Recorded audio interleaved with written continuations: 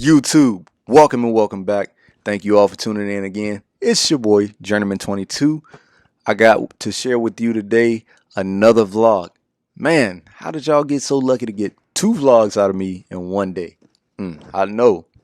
It's been well overdue. I've been going for a little over a month, and I haven't updated you guys, so you guys deserve at least two vlogs today. That's right.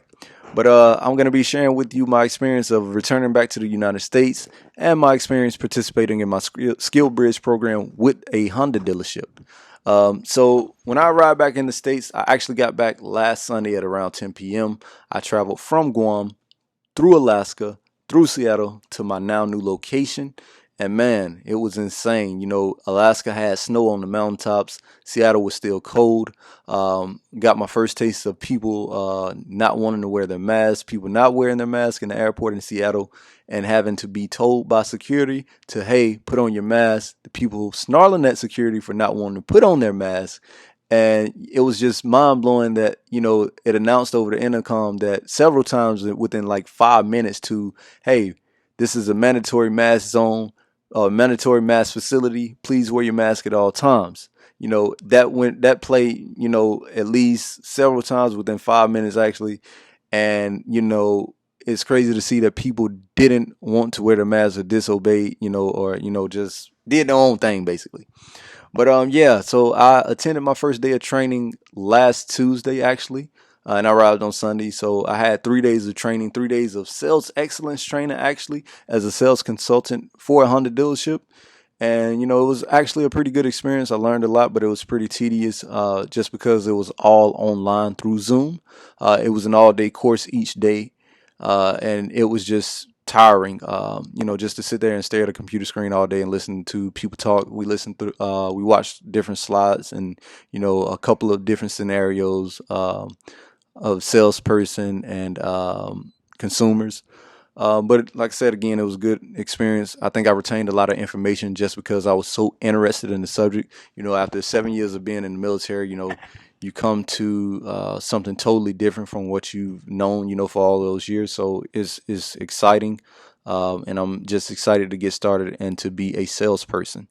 But yeah, the life of a car salesman, you know, it isn't what it seems. You know, it's not just some guy, some pushy guy walking around a car lot waiting on consumers to come in and purchase a vehicle. You know, it's more than that. It's a lot more than that. And I actually got a different perspective on salespeople, you know, because I probably had the same vision as you did, you know, before I joined this program. You know, my last experience of buying a vehicle was actually in 2020. I bought a vehicle in Guam, actually. And I bought it from Cars Plus in Guam. You know, if you're ever in Guam and you need a vehicle and you want to buy from a dealer, go to Cars Plus. I actually had, I was helped by a man named Mr. Dan. Dan, I forget his last name, but if you go in there, he'll actually remember me, you know, and tell him I sent you. Tell him Journeyman22 sent you. Nah, just tell him Ian Scott sent you. That's my real name, but Journeyman22 on this YouTube thing. But Mr. Dan was very helpful. He helped me get into a 2011 Dodge Ram 1500 Laramie 4x4 with 25,000 miles on it in 2020. Since then, I probably put about 10,000 miles on it, so I'm at 35,000 right now. And I'm actually waiting on that vehicle to come off of the ship to the United States so I can have a vehicle, my own vehicle to finally drive to work. But yeah, I got a pretty good deal on that vehicle. I was proud of my purchase at the end.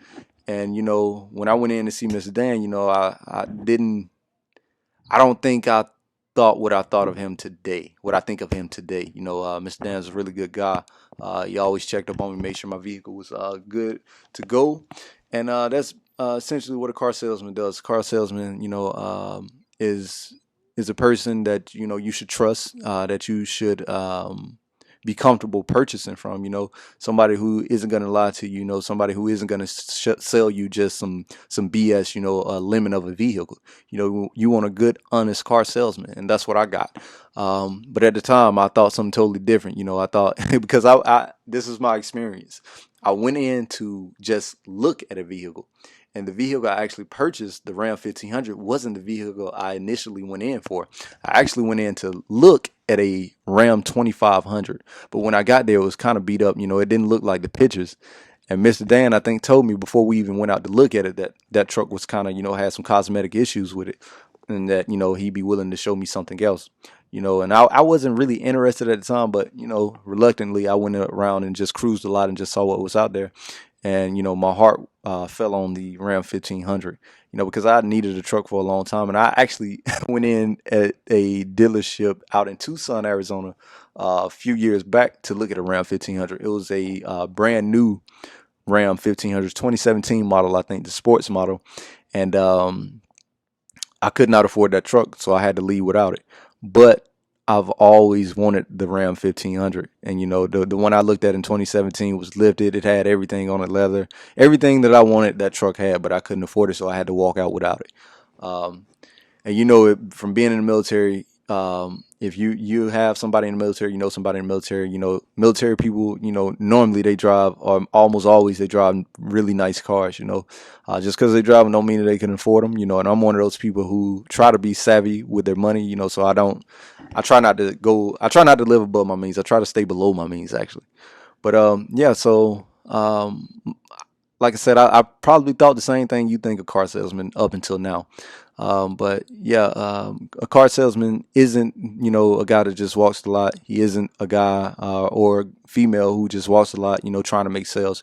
Somebody who's actually there trying to get you what you need, trying to get you what you want, trying to get you into that vehicle that you desire, because a vehicle is a big liability. I'm not going to lie to you. A vehicle is a big liability. So, just getting a vehicle, that you're going to spend tons of money on that you're not even satisfied with, don't do that. Make sure you go to a good, reputable dealership, get you a good, reputable person, a good salesperson that's gonna sell you something that you actually want and something that you actually desire. But back on the subject of the Skillbridge program, I'm participating in this program for 56 days, and afterwards I'll be going on terminal leave for 17 days, and after that I'll be officially out of the military and I'll receive my DD-214 under honorable conditions. Like I discussed in another video, the Skillbridge program allows you to get out up to 180 days early. But again, I'm gonna foot stomp that again. Up to 180 days early. It's not required that you do 180 days, but you can get up to 180 days. So with that, if you're in the military now, you're thinking about getting out soon, or eventually you're gonna have to get out anyway, whether retiring or separating. Consider the Skillbridge program because it's a great program. While you don't get paid for what you do during that time, it's a trade-off because you gain the skills and you can apply them at the job if the employer decides to keep you, or you can apply those skills elsewhere. So I encourage you to do good in your military career. Even if you're getting out, keep trying to excel, keep trying to grow within your military career, because that's going to help you and that's going to benefit you in the long run, especially when it's time to get out. You're going to want to build references. You're going to need some good references once you get out. So don't burn any bridges while you're in the military. Just keep on doing what you got to do. Have a good time and try to grow within your military career, because like I said, you're going to need all of that when you get out. So just continue to do good. And also, when you're participating in your Skillbridge program, just think about it like this. This is something totally new. Be excited, be positive, be open-minded. Listen, carry some of those same skills that you gained while you were in the military, some of those same values. Take those with you when you get out as a civilian. Be well-groomed, keep up with your appearance, keep up with everything, your mannerisms, all of that when you get out, because when you go to your Skillbridge program, these guys don't know who you are.